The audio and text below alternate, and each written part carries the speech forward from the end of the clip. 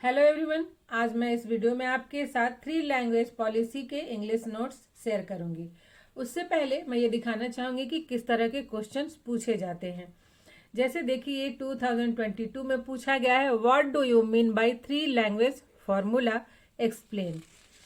फिर देखिए 21-23 में पूछा गया है कि what do you understand by language, discuss the concept of 3 language formula. यदि इस पेपर के आप फुल क्वेश्चन देखना चाहते हैं तो इसके वीडियो मैंने अलग से बना रखे हैं, आप प्लेलिस्ट में जाकर देख सकते हैं।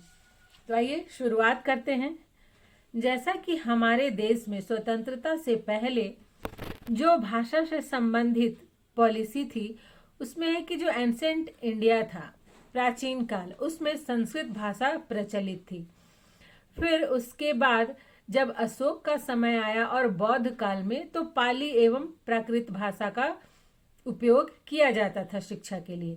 फिर मुगल काल में जो मुस्लिम थे उन्होंने फारसी उर्दू का प्रयोग किया और जो शेष लोग थे वो देवनागरी का प्रयोग करते थे। फिर जब ब्रिटिश का शासन आरंभ हुआ इंडिया में, तो इंग्लिश भाषा में अत्यधिक कार्य होने लगे। पढ़ाई के लिए अत्यधिक इंग्लिश भाषा का प्रयोग किया जाने लगा था।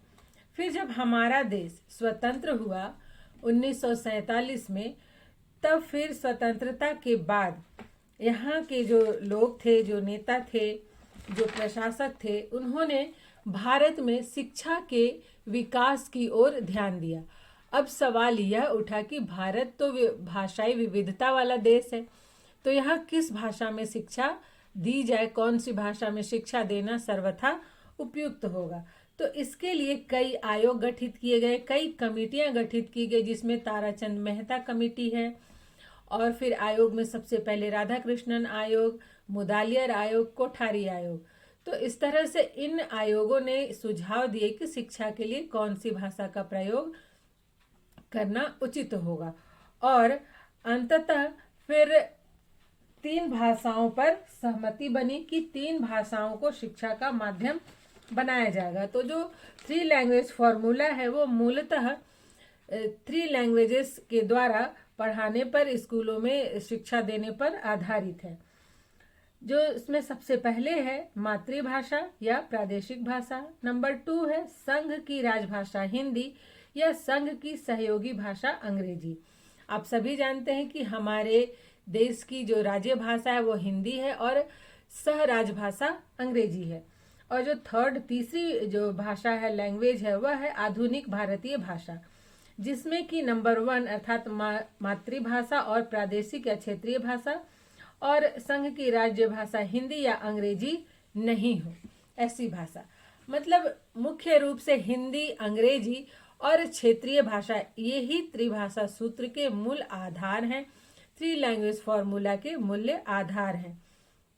अब संविधान में भी ये लैंग्वेज से संबंधित कई प्रावधान दिए गए हैं कि जो संघ के कार्यकलाप हैं वो किस भाषा में होंगे, हिंदी का संरक्षण कैसे होगा, बालकों को कब कौन सी भाषा की शिक्षा देनी चाहिए, अल्पसंख्यक वर्ग अपनी भाषाओं को किस प्रकार से संरक्षित कर सकेंगे। और हर कोई तो इंग्लिश सबके लिए मुश्किल है। आप सभी जानते हैं कि जो आज प्राइवेट स्कूल्स में बच्चे पढ़ते हैं उनकी इंग्लिश ठीक होती है, जो सरकारी स्कूल में पढ़ते हैं वो उनकी इंग्लिश अच्छी नहीं होती है। तो फिर मान लीजिए कि अगर जिनका इंग्लिश अच्छा नहीं है तो फिर वो आगे कैसे बढ़ेंगे। तो इसलिए भी बहुत सारे प्रावधान हैं कि आप कोई भी एप्लीकेशन हिंदी में लिख कर दे सकते हैं, कोई भी अधिकारी उसके लिए आपको मना नहीं कर सकता कि आप इंग्लिश में ही एप्लीकेशन लिख के दीजिए। तो इस तरह से बहुत सारे आर्टिकल्स संविधान में दिए गए हैं जो कि लैंग्वेज से संबंधित है। और जो 3 लैंग्वेज फॉर्मूला है उसमें ये लिखा हुआ है कि कब, किस स्तर पर कितनी भाषा की शिक्षा दी जाए, जिससे कि छात्रों को शिक्षा ग्रहण करने में परेशानी ना हो, वो जो भी ज्ञान शिक्षकों द्वारा दिया जाता है उसे वो आसानी से ग्रहण कर सके। तो इस तरह से देखा जाए तो ये जो 3 लैंग्वेज फॉर्मूला है इसका संबंध माध्यमिक शिक्षा और से ही है ज़्यादातर, क्योंकि जो प्राथमिक शिक्षा है, प्राथमिक शिक्षा में तो कहा गया है कि मातृभाषा या क्षेत्रीय भाषा में शिक्षा दी जाए।